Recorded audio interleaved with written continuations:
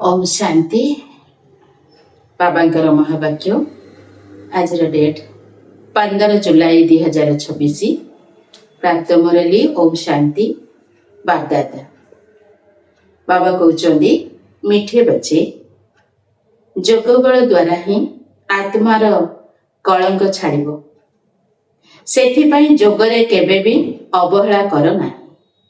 जोगबल द्वारा आत्मार कलंकी छाड़िब सेथिपाई जोग बल केबे भी अवहेला कर नाही। बाबा जी प्रश्न पचारुचंदी बाबा पिला मानको बेहदर संपत्ति नबा पाई केउ उपाय बताउछंती जेउथिरे माया चतुर्दिगरु विघ्न पकाउछि। उत्तर बाबा उपाय बताउछंती पिला माने तुमे ब्रह्मा कुमार कुमारी माने जड़े पितांकर संतान परस्पर भाई भौणी अट। तुमे क्रिमिनाल आलस्ट बा मंद कर्म करि पारिबो नाही। भाई भौणी विकारर वशवर्ती होई पारिबे नाही। तुमको शिव बाबांक मतरे चली बेहदर वर्षा नेबाकू हबो किंतु माया किछि कम नुहे सेथिरे ही चारिपटु विघ्न पकाउछि। विकार रहिबा विकार को छाड़िबा पवित्र रहिबारे माया विघ्न पकाउछि। आमे भाई भौणी अटु जणे पितांक ठारु संपत्ति नेउछु एक कथा भूली जाउछंती। आजिर गीत तुम्हें पाके हमने जहान पा लिया जमीन तो जमी आसमान भी पा लिया। ओम शांति गीतर गोटे अक्षर ही यथेष्ट अटे। पिला माने जानिछंती बेहदर बाबांक ठारु बेहदर वर्षा बा संपत्ति मिलुछि एवं कल्प कल्प मिलुछि।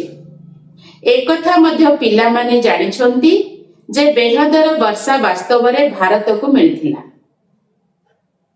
एबे ताहा नाही पुणी थरे मिलुछि। देखुछ एबे तो स्वर्गर वर्षा नाही रावण द्वारा नरकर अभिशाप मिलुछि। अभिशाप द्वारा मनुष्य दुखी होई थांती बर अर्थात वर्षा द्वारा सुखी होई थांती। एबे ब्राह्मण पिला माने जानिछंती से हेउछंती बेहदर निराकार पिता एवं प्रजापिता ब्रह्मा हेउछंती बेहदर साकार पिता। प्रजापिता ब्रह्मा को बिना बेहदर साकार पिता केही होई पारिबे नाही। जदियो गांधी को बापूजी कहूथिले किंतु कायदा अनुसारे सारा मनुष्य सृष्टि तो से बापूजी होई पारिबे नाही। सारा निराकारी विश्वर बापूजी हेले शिव। एबे तुमे संतान माने जानुछ आमे शिव बाबांकर होइछु। शिव बाबा आसी वर्षा दबा पाई आमको निजर करिछंती। मधुबन काहेकि आसुछंती शिव बाबांक सहित मिसिबा पाई किंतु से निराकार अटंती। केवल शिव बाबा कहबा द्वारा बुझी पारिबे नाही सेठी पाई बाप दादा कुहा जाउछि। शिव बाबा एवं ब्रह्मा दादा दादांकर नाम अलगा बाबांकर नाम मध्य अलगा। सेई निराकार बाबा समस्तंकर पिता भी अटंती समस्तंकर दादा मध्य अटंती। सबु पिला मानकु बाप दादांक ठारु निश्चय वर्षा मिले। बेहदर बाबांक ठारु समस्तंकु वर्षा मिलिथाय। एही बाबा ही समस्तंकर दुख हरता सुख करता अटंती। सत्य जुगरे केही भी मनुष्य दुखी होई पारिबे नाही कारण सेठी विकार नथिबो। तार नाम ही हेउछि स्वर्ग। से हेउछंती स्वर्गर स्थापन करता ईश्वर पिता। भारत सबुठारो पुरातन अटे तेबे निश्चय सबुठारो नुआ थिला सेति पाई तो एबे सबुठारो पुराना होइछि। ସତ୍ୟଯୁଗ କଳିଯୁଗ ଭାରତକୁ ହିଁ କୁହାଯାଉଛି। ବାସ୍ତବରେ ଭାରତ ସ୍ୱର୍ଗ ଥିଲା। ସେଠାରେ ଏହି ଲକ୍ଷ୍ମୀ ନାରାୟଣ ରାଜତ୍ୱ କରୁଥିଲେ। ଏକଥା ବୁଦ୍ଧିରେ ଅଛି। ଏବେ ତୁମେ ଲକ୍ଷ୍ମୀ ନାରାୟଣଙ୍କ ମନ୍ଦିରକୁ ଗଲେ ତୁରନ୍ତ ବୁଦ୍ଧିରେ ଆସିବ ଯେ ସେମାନଙ୍କୁ ଏହି ବର୍ଷା କିପରି ମିଳିଲା, ଇଏ ପୂଜ୍ୟ କିପରି ହେଲେ, କେବେ ରାଜ୍ୟ କରିଥିଲେ, ଏହି ସବୁ କଥା ବୁଦ୍ଧିରେ ଆସିବ। ଆଗରୁ ଲକ୍ଷ୍ମୀ ନାରାୟଣଙ୍କ ମନ୍ଦିରକୁ ଯାଇ ମାଳ ଗଡ଼ାଉଥିଲେ। ତାଙ୍କ କର୍ତ୍ତବ୍ୟ ବିଷୟରେ କିଛି ମଧ୍ୟ ଜଣା ନଥିଲା। ଏବେ କେବଳ ତୁମରି ବୁଦ୍ଧିରେ ଅଛି, ତାହା ମଧ୍ୟ କ୍ରମ ଅନୁସାରେ। ଯିଏ ଯେତେ ପୁରୁଷାର୍ଥ କରୁଛନ୍ତି ସେଇ ଅନୁସାରେ ବୁଝିପାରୁଛନ୍ତି। ତୁମେ ଏବେ ଲକ୍ଷ୍ମୀ ନାରାୟଣଙ୍କ ମନ୍ଦିରକୁ ଗଲେ ଖୁସି ହେବ। ଏମାନେ ଏହି ପ୍ରାରବ୍ଧ କିପରି ପାଇଥିଲେ ତାହା ବୁଦ୍ଧିରେ ଅଛି। ସଙ୍ଗମ ଯୁଗରେ ହିଁ ପାଇଥିଲେ, କାହିଁକି ନା ସଙ୍ଗମ ଯୁଗରେ ହିଁ ପୁରୁଣା ଦୁନିଆ ବଦଳିବ। ସଙ୍ଗମରେ ହିଁ ବାବା ଆସି ରାଜଯୋଗ ଶିଖାଇଥିଲେ। ଏକଥା ମଧ୍ୟ ଜାଣିଛ, ବହୁତ ଜନ୍ମର ଶେଷ ଜନ୍ମରେ ବାସ୍ତବରେ ଏହି ବ୍ରହ୍ମା ଥିଲେ। ବ୍ରହ୍ମାଙ୍କ ଦ୍ୱାରା ବିଷ୍ଣୁପୁରୀର ସ୍ଥାପନା ହୁଏ। ଏହି ଲକ୍ଷ୍ମୀ ନାରାୟଣ ହିଁ ପୂର୍ବ ଜନ୍ମରେ ବାସ୍ତବରେ ବ୍ରହ୍ମା ସରସ୍ୱତୀ ଥିଲେ। ବ୍ରହ୍ମାଙ୍କ ସହିତ ବ୍ରାହ୍ମଣ ବ୍ରାହ୍ମଣୀ ମାନେ ମଧ୍ୟ ଥିଲେ। ସତ୍ୟ ଯୁଗରେ ଲକ୍ଷ୍ମୀ ନାରାୟଣଙ୍କର ରାଜଧାନୀ ଥିଲା ନା, ନିଶ୍ଚୟ ପ୍ରଜାପିତା ମଧ୍ୟ ଥିଲେ। ତୁମେ ଜାଣିଛ ଆମେ ପୁରୁଷାର୍ଥ କରୁଛୁ। ଯେଉଁମାନେ କଳ୍ପ ପୂର୍ବରୁ ପୁରୁଷାର୍ଥ କରିଥିଲେ ତାହା ଆମେ ସାକ୍ଷୀ ହୋଇ ଦେଖୁଛୁ। ଗୋଟିଏ ହେଲା ରାଜକୀୟ କୂଳ, ଅନ୍ୟଟି ହେଲା ପ୍ରଜା କୂଳ। ଯେଉଁମାନେ ତୀବ୍ର ଗତିରେ ପୁରୁଷାର୍ଥ କରନ୍ତି, ପବିତ୍ରତାକୁ ଧାରଣ କରନ୍ତି, ପଢ଼ାଇ ଉପରେ ରେଗୁଲାର ଆସନ୍ତି, ଧ୍ୟାନ ଦିଅନ୍ତି, ସେଇମାନେ ରାଜ ପରିବାର ଆସିବେ। ଆଉ ଯେଉଁମାନେ ଟିକେ ଢିଲା ଢାଲା ହେଇକି ଚାଲନ୍ତି ସେମାନେ ପ୍ରଜା ଲିଷ୍ଟରେ ଆସିବେ। ବାବା କହୁଛନ୍ତି ତୁମେ ସବୁ ଦେଖୁଛ। ସେଥିରେ ମଧ୍ୟ କେହି ବହୁତ ସାହୁକାର ହୋଇଥାନ୍ତି, କେହି କମ୍। ରାଜା ମାନଙ୍କ ଭିତରେ ମଧ୍ୟ କେହି ବହୁତ ଧନୀ, କେହି କମ୍ ଧନୀ ହୋଇଥାନ୍ତି। ତୁମେ ଲକ୍ଷ୍ମୀ ନାରାୟଣଙ୍କ ମନ୍ଦିରରେ କାହାକୁ ବି ବୁଝାଇ ପାରିବ ଯେ ଏମାନେ ଏହି ରାଜ୍ୟ କିପରି ପାଇଥିଲେ। ଏବେ ପୁଣି ଥରେ ସେ ନିଜର ରାଜ୍ୟ ଭାଗ୍ୟ ନେଉଛନ୍ତି। ରାଜଧାନୀ ସ୍ଥାପନ ହେଉଛି କେତେ ସହଜ ଅଟେ। ଅମ୍ବା କିଏ ଏକଥା ମଧ୍ୟ ଜାଣି ନାହାନ୍ତି।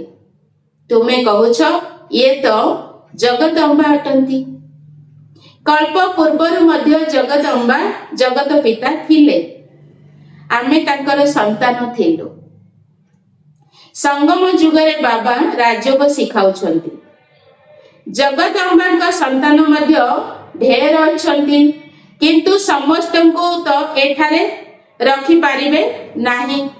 ସମସ୍ତେ କଣ ରହିଯିବେ କି ମଧୁବନରେ ବା ସେଣ୍ଟରରେ? ନାହିଁ। ଏବେ ତୁମକୁ ଜ୍ଞାନର ତୃତୀୟ ନେତ୍ର ମିଳିଛି। ବାବା ଜ୍ଞାନର ସାଗର ଅଟନ୍ତି। ତେଣୁ ନିଶ୍ଚୟ ପିଲାମାନଙ୍କୁ ଜ୍ଞାନ ହିଁ ଦେବେ ନା। ତାଙ୍କୁ ନା ପୁରୁଷ ନା ଦେବତା କୁହାଯାଉଛି। ବାବା କହିଲେ ତାଙ୍କୁ ନା ମନୁଷ୍ୟ ନା ଦେବତା କୁହାଯାଉଛି, ତାଙ୍କୁ ପରମାତ୍ମା ହିଁ କୁହାଯାଉଛି। ସେ ହେଉଛନ୍ତି ସର୍ବ ଆତ୍ମାଙ୍କର ପିତା କଲ୍ୟାଣକାରୀ।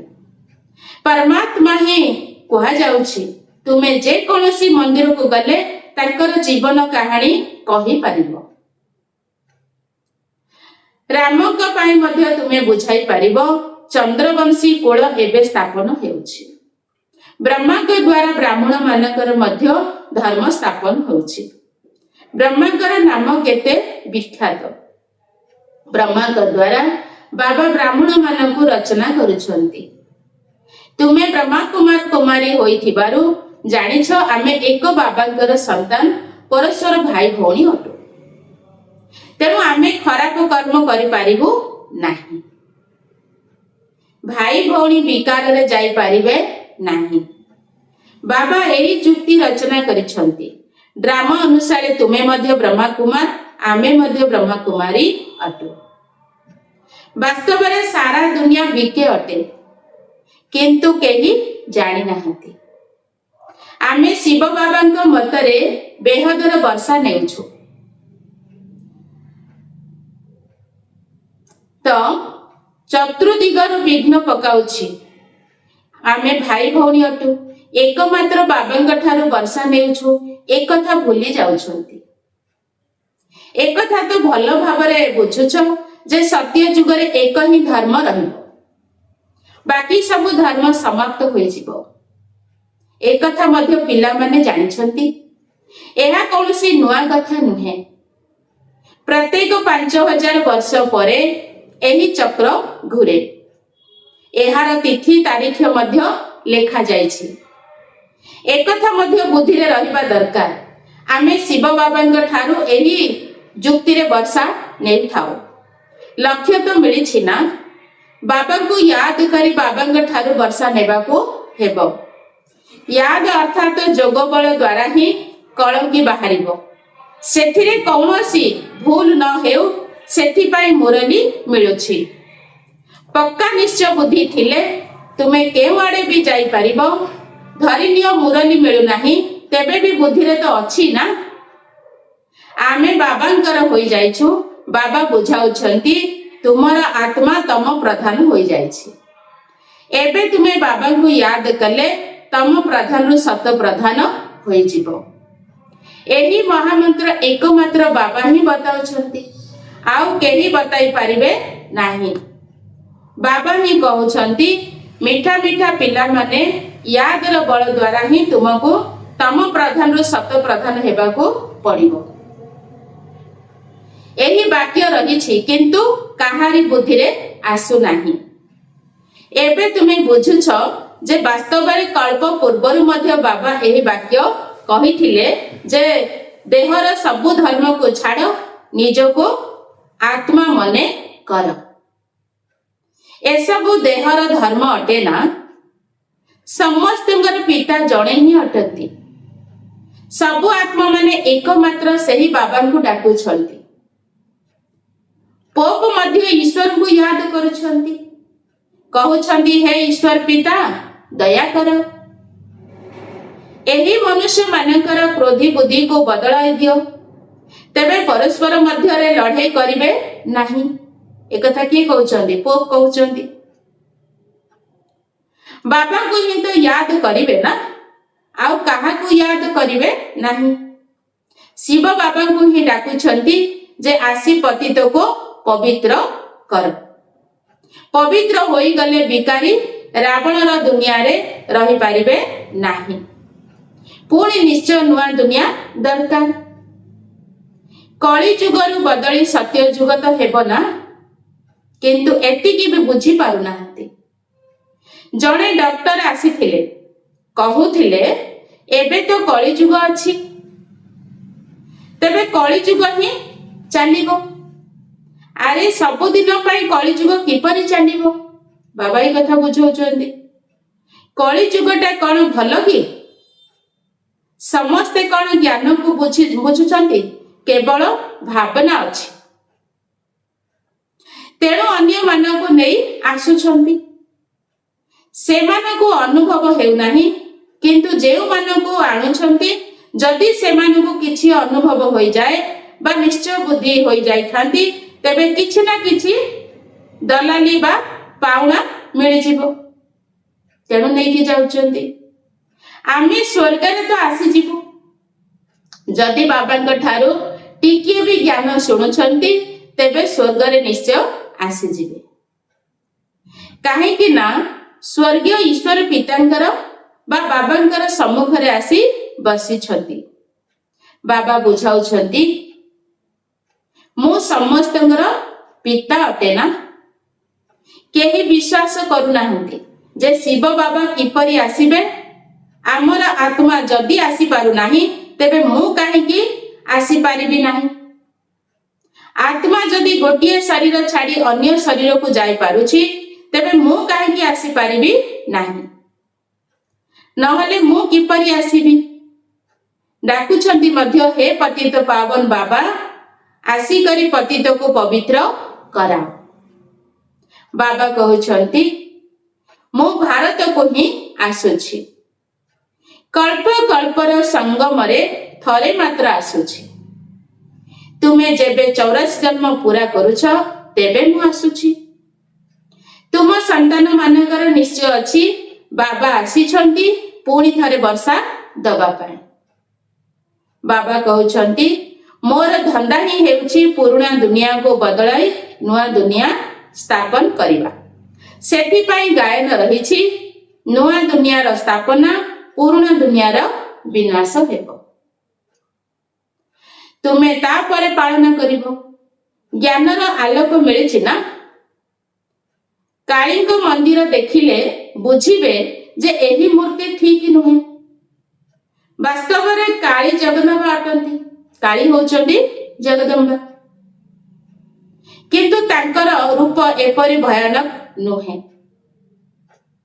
ବଙ୍ଗାଳରେ କାଳୀଙ୍କ ଆଗରେ ବଳି ଚଢାଇଥାନ୍ତି, କିନ୍ତୁ କିଛି ହେଲେ ବି ଜାଣିନାହାନ୍ତି। ଜଗଦମ୍ବାଙ୍କ ମନ୍ଦିରକୁ ଲକ୍ଷ ଲକ୍ଷ ଭକ୍ତ ଆସିଥାନ୍ତି। ସବୁବେଳେ ଯେପରି ମେଳା ହିଁ ଲାଗି ରହିଛି। ଛୋଟିଆ ମୂର୍ତ୍ତି ରଖାଯାଇଛି ନା, ତାଙ୍କର ନାମ ଜଗଦମ୍ବା ରଖିଦେଇଛନ୍ତି। ତେବେ ଜଗଦମ୍ବା ତ ଜଣେ ହେବା ଦରକାର। ସିନ୍ଧୁ ପ୍ରଦେଶରେ କାଳୀଙ୍କ ମନ୍ଦିର କିପରି ତିଆରି ହୋଇଥିଲେ? ଥରେ ଦୁର୍ଗରେ ବମ୍ ଫୁଟିଲା ତ ଜଣେ ଫକୀର କହିଲା ଯେ କାଳୀ ମାତା ରାଗିଛନ୍ତି। ବାସ୍, ତାପରେ ସେ ଯାଇ ସେଠାରେ କାଳୀଙ୍କ ମନ୍ଦିର କରିଦେଲା। ତେବେ କାଳୀ କିଏ? କିଛି ବି ଜାଣିନାହାନ୍ତି।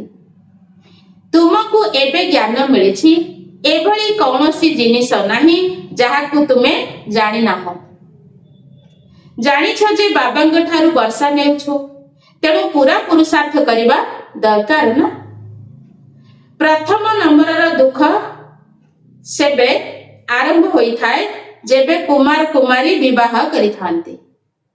ବାବା କହୁଛନ୍ତି ପ୍ରଥମ ନମ୍ବରର ଦୁଃଖ ସେବେ ଆରମ୍ଭ ହୋଇଥାଏ ଯେବେ କୁମାର କୁମାରୀ ବିବାହ କରିଥାନ୍ତି। ତୁମକୁ ତ କେବେ ବିବାହ କରିବାର ଖ୍ୟାଲ ବି ଆସିବା ଉଚିତ ନୁହେଁ। ଏବେ ବାବା କହୁଛନ୍ତି ଏହି ରାବଣ ରାଜ୍ୟ ସମାପ୍ତ ହୋଇଯିବ। ଏହା ହେଲା ବିକାରୀ ଗୃହସ୍ଥ ବ୍ୟବହାର। ଦେବୀ ଦେବତା ମାନଙ୍କ ପାଇଁ ଗୀତ ଗାଉଛନ୍ତି। ଏକଥା କାହାକୁ ଜଣା ନାହିଁ କି ଏହି ଦେବୀ ଦେବତା ମାନଙ୍କୁ କିଏ ନିର୍ବିକାରୀ କରାଇଛନ୍ତି। ସତ୍ୟ ଯୁଗ ହେଲା ସମ୍ପୂର୍ଣ୍ଣ ନିର୍ବିକାରୀ ଦୁନିଆ। ଶାସ୍ତ୍ରରେ ପୁଣି ଦେଖାଇ ଦେଇଛନ୍ତି ଯେ ସେଠାରେ ମଧ୍ୟ ବିକାର ଥିଲା, କିନ୍ତୁ ତାହା ତ ହେଉଛି ନିର୍ବିକାରୀ ଦୁନିଆ। ବିକାରୀ ଦୁନିଆ ଏବଂ ନିର୍ବିକାରୀ ଦୁନିଆ ମଧ୍ୟରେ କେତେ ଫରକ ରହିଛି, ଏହି କଥା ଆଉ କାହାରି ବୁଦ୍ଧିରେ ନାହିଁ। ତୁମେ ଜାଣିଛ ଯେ ଏହି ଲକ୍ଷ୍ମୀ ନାରାୟଣଙ୍କ ରାଜ୍ୟ ଥିବା ସମୟରେ କେତେ କମ ମନୁଷ୍ୟ ଥିଲେ। ଗୋଟିଏ ଧର୍ମ ହିଁ ଥିଲା, ପୁଣି ବୃଦ୍ଧି ହୋଇ ଚାଲିଲା। ପୁରା ଚକ୍ର ମଧ୍ୟ ଲଗାଇବାକୁ ପଡିବ, ତେବେ କୁହାଯିବ ପୁରା ପୃଥିବୀର ଚକ୍ର ଲଗାଇଲ। ସମ୍ମୁଖରେ ଚକ୍ର ତ ଲଗାଇ ପାରିବ ନାହିଁ। ବାବା କହିଲେ ସମୁଦ୍ରର ଚକ୍ର ତ ଲଗାଇ ପାରିବ ନାହିଁ। ପୃଥିବୀରେ ଆମେ ଚକ୍ର ଲଗାଇ ପାରିବା, କିନ୍ତୁ ସମୁଦ୍ରରେ ତ ଚକ୍ର ଲଗାଇ ପାରିବା ନାହିଁ। ସତ୍ୟ ଯୁଗରେ କମ ଲୋକ ଥିବାରୁ କେତେ କମ ଜାଗା ନେଉଛନ୍ତି। ଏବେ ମନୁଷ୍ୟ ସୃଷ୍ଟିର ସୀମା ସମାପ୍ତ ହେବାକୁ ଯାଉଛି। ଉପରେ ଯେଉଁ ଅଳ୍ପ ଆତ୍ମା ମାନେ ରହିଛନ୍ତି ସେମାନେ ମଧ୍ୟ ଆସି ଚାଲିଛନ୍ତି। ମନୁଷ୍ୟ ବଢି ଚାଲିଛି। ଯେବେ ସେଠାକୁ ଆତ୍ମା ମାନଙ୍କର ଆସିବା ଶେଷ ହୋଇଯିବ, ତୁରନ୍ତ କର୍ମାତୀତ ଅବସ୍ଥା ହୋଇଯିବ। ତାପରେ ଯାଇ ଆତ୍ମା ମାନଙ୍କୁ ଶରୀର ଛାଡି ଯିବାକୁ ପଡିବ। ସେମାନେ ଆସିବେ ଏବଂ ତୁମକୁ ଯିବାକୁ ପଡିବ। ସେମାନେ ଦୁଃଖ ଧାମକୁ ଆସିବେ ଆଉ ଆମକୁ ଶରୀର ତ୍ୟାଗ କରିକି ପରମ ଧାମକୁ ଆମେ ଯିବାକୁ ଲାଗିବା। ଅଳ୍ପ ଅଳ୍ପ ସଂଖ୍ୟାରେ ଆସି ଚାଲିଥାନ୍ତି, ଏହା ତ ବୁଝିବାର କଥା ନା। ଆମେ ପ୍ରଥମେ ଯାଇ ସେଠାରେ ରହିବୁ। ଆମେ ସେଠାରେ ଥିବା ସମୟରେ ଆଉ କେହି ରହିବା ଉଚିତ ନୁହେଁ। ଏସବୁ ବିସ୍ତାରର କଥା, ତଥାପି ମଧ୍ୟ ପିଲାମାନଙ୍କୁ ବାବା କହୁଛନ୍ତି ଆଚ୍ଛା ନିଜର ପ୍ରିୟ ପିତାଙ୍କୁ ୟାଦ କର। ବାବାଙ୍କୁ ୟାଦ କଲେ ତୁମର ଫାଇଦା ଅଛି। ଏହି ଇତିହାସ ଭୂଗୋଳ ତ ମନୁଷ୍ୟ ବହୁତ ପଢୁଛନ୍ତି, ବହୁତ ଦୂର ଦୂର ସ୍ଥାନରୁ ଯାଉଛନ୍ତି, ଚନ୍ଦ୍ରକୁ ମଧ୍ୟ ଯାଉଛନ୍ତି। ଏହା ହେଲା ବିଜ୍ଞାନର ଗର୍ବ। ସେମାନେ ଅତିକୁ ଯାଉଛନ୍ତି, ତୁମେ ତ ସୂର୍ଯ୍ୟ ଚନ୍ଦ୍ର ଠାରୁ ମଧ୍ୟ ଊର୍ଦ୍ଧ୍ୱକୁ ଯାଉଛ। ଏହି ଜ୍ଞାନ ବର୍ତ୍ତମାନ ତୁମ ବୁଦ୍ଧିରେ ଅଛି। ଜାଣିଛ ଯେ ଡ୍ରାମାର ପ୍ଲାନ ଅନୁସାରେ ବାବା ଏସବୁ ବତାଉଛନ୍ତି। ବାବା ହିଁ କହୁଛନ୍ତି ମୁଁ ତୁମକୁ ପତିତରୁ ପାବନ କରୁଛି। ଏହା ମୋର ପାଠ ଅଟେ। ଭକ୍ତି ମାର୍ଗରେ ମଧ୍ୟ ମୋର ଏହି ପାଠ ରହିଛି। ଏହା ତ ଡ୍ରାମା ଅଟେ ନା। ତୁମ ପରି ମୁଁ ମଧ୍ୟ ପାଠଧାରୀ ଅଟେ। ମୋର କାମ ହେଲା ତୁମକୁ ପତିତରୁ ପାବନ କରାଇବା। ଯିଏ କିଛି କରିଥାନ୍ତି ତାଙ୍କର ମହିମା ହୋଇଥାଏ ନା। ଏହି ଲକ୍ଷ୍ମୀ ନାରାୟଣଙ୍କର କେତେ ମହିମା ରହିଛି, କିନ୍ତୁ ତାଙ୍କୁ ଏହିପରି ଯୋଗ୍ୟ କିଏ କରାଇଲେ? ଇଏ ସୁଖଧାମର ମାଲିକ ଥିଲେ। ଏବେ ତ ଅନେକ ପ୍ରକାରର କେତେ ଦୁଃଖ ରହିଛି। ଆଜି କେହି ମଲା, ଝଗଡ଼ା ହେଲା, ଯଦିଓ କାହା ପାଖରେ 1,00,000 ପଦ୍ମ ଅଛି, କିନ୍ତୁ କୌଣସି ରୋଗ ଆଦି ହେଲେ କଣ କରିବେ? ବିକଳାଙ୍ଗ ପାଖରେ କେତେ ପଇସା ଅଛି? ବାବା କହୁଛନ୍ତି ବିକଳାଙ୍ଗ ପାଖରେ କେତେ ପଇସା ଅଛି? ତାଙ୍କ ପାଖରେ ଏହି ଗୋଟିଏ ଜନ୍ମରେ ହିଁ ପଇସା ରହୁଛି। କିନ୍ତୁ ଏପରି କେହି ନାହାନ୍ତି ଯାହାଙ୍କର କୌଣସି ଦୁଃଖ ନାହିଁ। ସମସ୍ତଙ୍କର କୌଣସି ନା କୌଣସି ପ୍ରକାରର ଦୁଃଖ ରହିଛି। କାରଣ এই ଦୁନିଆ ହେଉଛି ଦୁଃଖର ଦୁନିଆ। ତେଣୁ ଏଇ ଦୁନିଆରେ କିଏ ତନ୍ମେ ଦୁଃଖୀ ତ, କିଏ ମନ୍ମେ ଦୁଃଖୀ ତ, କିଏ ଧନ୍ମେ ଦୁଃଖୀ। କାହାର ଗୋଟିଏ ଅଭାବ ଥିବ ଆଉ ସେଥିରେ ସିଏ ଦୁଃଖୀ ଥିବ। ଦୁଃଖ ରହିଛି। ଏବେ ତ ଏହି ଟଙ୍କା ପଇସା ଆଦି ସବୁ ମାଟିରେ ମିଶିଯିବ, ତାହେଲେ ଦୁଃଖ ତ ହବ ନା। ତେଣୁ ବାବା କହୁଛନ୍ତି ଯେତିକି ତୁମକୁ ଦରକାର ସେତିକି ହିଁ ରୋଜଗାର କର, ବାକି ଅବିନାଶୀ କମାଇ କର। ଆଚ୍ଛା, ମିଠା ମିଠା ଶିଖିଲ ଦେ ସନ୍ତାନ ମାନଙ୍କ ପ୍ରତି ମାତା ପିତା ବାପ ଦାଦାଙ୍କର ମଧୁର ସ୍ନେହ ସମ୍ପୂର୍ଣ୍ଣ ଶୁଭେଚ୍ଛା ଏବଂ ସୁପ୍ରଭାତ। ଆତ୍ମିକ ପିତାଙ୍କର ଆତ୍ମିକ ସନ୍ତାନ ମାନଙ୍କୁ ନମସ୍ତେ। ନମସ୍ତେ ବାବା, ନମସ୍ତେ। ଧାରଣା ପାଇଁ ମୁଖ୍ୟ ସାର। ପ୍ରଥମ ପଏଣ୍ଟ, କର୍ମାତୀତ ଅବସ୍ଥାକୁ ପ୍ରାପ୍ତ କରି ଘରକୁ ଫେରିବାକୁ ହେବ। କିନ୍ତୁ ସେତେବେଳେ ଆମେ ଘରକୁ ଫେରିବା ଯେତେବେଳେ ଆତ୍ମା ମାନଙ୍କର ଆସିବା ବନ୍ଦ ହେବ। ଏହି ବିସ୍ତାରକୁ ବୁଦ୍ଧିରେ ରଖି ଏକମାତ୍ର ବାବାଙ୍କୁ ସ୍ନେହରେ ୟାଦ କରିବାକୁ ହେବ। ବାବା ଆଜି କହିଲେ କର୍ମାତୀତ ଅବସ୍ଥାକୁ ପ୍ରାପ୍ତ କରି ଘରକୁ ଫେରିବାକୁ ହେବ। କିନ୍ତୁ ସେତେବେଳେ ଆମେ ଘରକୁ ଯାଇପାରିବା ଯେତେବେଳେ ଆମେ ଘରକୁ ଫେରିବା ବେଳେ ଆତ୍ମା ମାନଙ୍କର ଆସିବା ବନ୍ଦ ହେବ। ଏହି ବିସ୍ତାରକୁ ବୁଦ୍ଧିରେ ରଖି ଏକମାତ୍ର ବାବାଙ୍କୁ ସ୍ନେହର ସହିତ ମନେ ପକେଇବାକୁ ହେବ। ନମ୍ବର 2, ଆମକୁ ଜ୍ଞାନର ଆଲୋକ ମିଳିଛି। ସେଥିପାଇଁ ନିଶ୍ଚୟ ବୁଦ୍ଧି ହୋଇ ବାବାଙ୍କ ଠାରୁ ପୁରା ସମ୍ପତ୍ତି ନେବାକୁ ହେବ। ଯଦି ଆମକୁ ଜ୍ଞାନ ପ୍ରାପ୍ତ ହେଲା, ଆମର ନିଶ୍ଚୟ ବାବାଙ୍କ ଉପରେ ଆସିଲାନି, ତେବେ ଆମେ ବେହଦର ସମ୍ପତ୍ତି ନେଇପାରିବା ନାହିଁ। ତେଣୁ ଗାୟନ ରହିଛି ନିଶ୍ଚୟ ବୁଦ୍ଧି ବିଜୟନ୍ତୀ।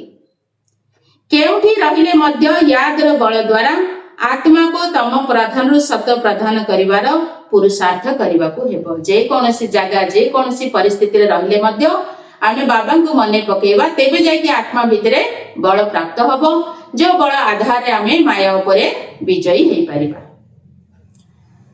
ବରଦାନ, ସୋମାନରେ ସ୍ଥିତ ରହି ବିଶ୍ୱ ଦ୍ୱାରା ସମ୍ମାନ ପ୍ରାପ୍ତ କରୁଥିବା ଦେହ ଅଭିମାନ ମୁକ୍ତ ଭବ। ସୋମାନରେ ସ୍ଥିତ ରହି ବିଶ୍ୱ ଦ୍ୱାରା ସମ୍ମାନ ପ୍ରାପ୍ତ କରୁଥିବା ଦେହ ଅଭିମାନ ମୁକ୍ତ ଭବ। ପାଠ ପଢ଼ାର ମୂଳ ଲକ୍ଷ୍ୟ ହେଲା ଦେହ ଅଭିମାନରୁ ମୁକ୍ତ ହୋଇ ଦେହୀ ଅଭିମାନୀ ହବା। ତେବେ ଏହି ଦେହ ଅଭିମାନ ଠାରୁ ନ୍ୟାରା ଅର୍ଥାତ ମୁକ୍ତ ହେବାର ବିଧି ହେଲା ସର୍ବଦା ସୋମାନରେ ସ୍ଥିତ ରହିବା। ଯେତେବେଳେ ଆମେ ସୋମାନ ରେ ସ୍ଥିତ ରହିବା ସେତେବେଳେ ଆମର ଅଭିମାନ ଆପେ ଚାଲିଯିବ। ସଙ୍ଗମ ଯୁଗର ଏବଂ ଭବିଷ୍ୟତର ଯେଉଁ ସବୁ ଅନେକ ଗୁଡ଼ିଏ ସମ୍ମାନ ରହିଛି ସେଥିରୁ କୌଣସି ଗୋଟିଏ ବି ସୋମାନରେ ସ୍ଥିତ ରହିବା ଦ୍ୱାରା ଦେହ ଅଭିମାନ ସମାପ୍ତ ହେବାକୁ ଲାଗିବ। ଯେଉଁମାନେ ସୋମାନରେ ସ୍ଥିତ ରହିଥାନ୍ତି ସେମାନଙ୍କୁ ସ୍ୱତଃ ହିଁ ମାନ ସମ୍ମାନ ପ୍ରାପ୍ତ ହୋଇଥାଏ। ସର୍ବଦା ସୋମାନରେ ସ୍ଥିତ ରହିଲା ବାଲା ହିଁ ବିଶ୍ୱ ମହାରାଜନ ହୋଇଥାନ୍ତି ଏବଂ ବିଶ୍ୱ ସେମାନଙ୍କୁ ସମ୍ମାନ ଦେଇଥାଏ। ଆଜି ପର୍ଯ୍ୟନ୍ତ ଦେଖୁଛନ୍ତି ଆମେ ଲକ୍ଷ୍ମୀ ନାରାୟଣଙ୍କୁ ସାରା ବିଶ୍ୱରେ ସମ୍ମାନ ଦଉଛନ୍ତି, ଅର୍ଥ ପୂର୍ବରେ ସେମାନେ ସୋମାନରେ ସ୍ଥିତ ଥିଲେ। ଆଜିର ସ୍ଲୋଗାନ, ଯେପରି ସମୟ ସେହିପରି ନିଜକୁ ପରିବର୍ତ୍ତନ କରିନେବା, ଏହା ହିଁ ହେଉଛି ସେହି ସୁନା ହେବା। ବାବା କହିଛନ୍ତି ଯେପରି ସମୟ ସେହିପରି ନିଜକୁ ପରିବର୍ତ୍ତନ କରିନେବା, ଏହା ହିଁ ହେଉଛି ସେହି ସୁନା ହେବା। ଆଚ୍ଛା, ଓମ୍ ଶାନ୍ତି।